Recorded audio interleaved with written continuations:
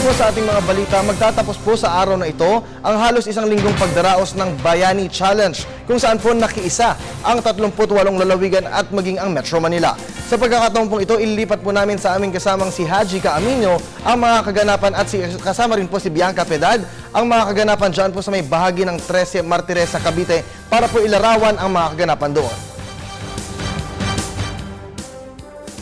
Mabuhay Bansang Pilipinas, ako si Haji Caaminio. At ako si Bianca Piedad. At narito po tayo ngayon sa 13 Martires sa lalawigan ng Cavite para sa ating special coverage ng tinaguriang Bayani Challenge 2013.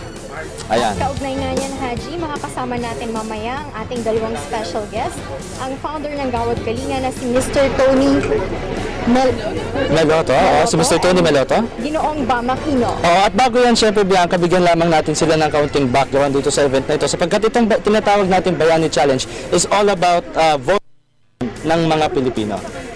And this is to prove kung paano sila solve sa problem ng poverty sa bansa. At kung makikita mo sa ating likuran, masayang-masaya yung mga volunteers natin na nagmumula sa iba't ibang panig ng Cavite. Ano? At hindi lamang yan, maging sa iba't ibang panig ng mundo, narito din yung Team USA, yung Team Canada.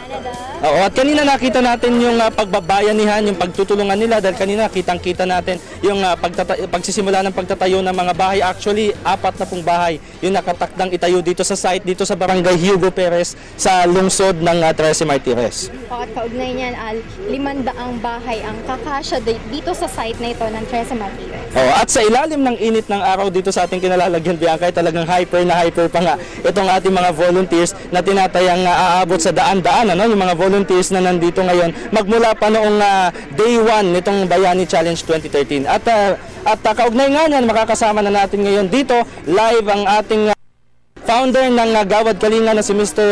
TM Tony Meloto at si Ginoong Bam Aquino live. Ayan. Okay sir, magandang hapon po sa inyo. Magandang hapon. Magandang hapon po.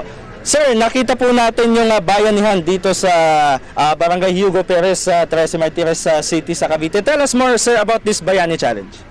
Ang Bayani Challenge is taon-taon ay nagaganap sa iba't ibang bahagi ng Pilipinas. Ngayon, mga 37 sites para ipagdiriwang ang kabayanihan ng mga Pilipino. In line doon sa pangarap ng mga kababayan natin sa Gawad Kalinga na magtatapos ang kahirapan sa 2024. Kaya next year po ay we will have Bayani Challenge in 300 sites throughout the country and we hope to mobilize 1 million volunteers. So ngayon pa lamang mag-umpisa na po na magpe-prepare ang mga sites sa buong Pilipinas.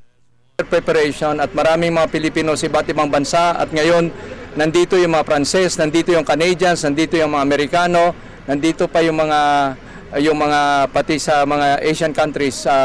So ito pinaghahandaan ito, magiging annual event ito and we hope that this will be the biggest celebration and the biggest showcase of Filipino courage and love of country to the rest of the world. Okay.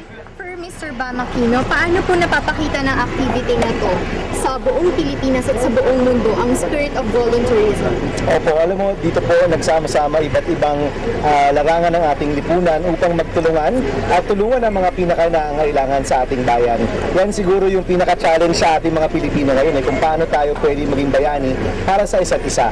That's the challenge, so how we can be heroes for each other. At yung mga nag-volunteer po dito, 5 araw na po sila, nabubuo na rin po yung mga bahay, pinapakita nila na bayani nga sila para sa mga kapwa Pilipino at sa mga kapwa-tao nila. And I hope that even though 1 week lang po yung Bayani Challenge, mapagpatuloy po yung challenge na yan at lahat tayo maging bayani para sa isa't isa sa araw-araw po nating pamumuhay. Sir, sa kabila ng mainit na panahon, talagang tumulong din po kayo kanina sa pagtatayo ng mga bahay. Kindly tell us something regarding what you've experienced a while ago. Opo, actually, alam nyo, from the start, nung nagsimula pa ang Gawad Kalinga, nag-volunteer na po tayo, even nung panahong nasa National Youth Commission pa po tayo. So, para sa akin, parang binabalikan mo lang yung lumang skills na alam mo na, gumawa ng pader, magbuhat ng konting mga semento, ganyan, magpala. Pero para sa akin, it's really ngayong Holy Week, the best time siguro to remember our Lord, to remember our countrymen is to spend it with the people na talagang nangangailangan at talagang may ginagawa ka para sa kapwa mo. So, para sa akin, yung tulong ko dito, napakaliit lang, pero yung tulong sa akin, ma-refresh yung ating kaluluwa, napakalaki talaga na isbagay po yan para sa atin. Parang panata ito. parang panata na para no, na ang pagmamahal sa Pilipinas ay pagmamahal sa Diyos. Amen. Ang pagmamahal sa mga mahihirap ay pagmamahal sa Diyos. Kaya itong Bayani Challenge ay parang dasal. Pero ang pagiging bayani sa bansa ay dasal araw-araw.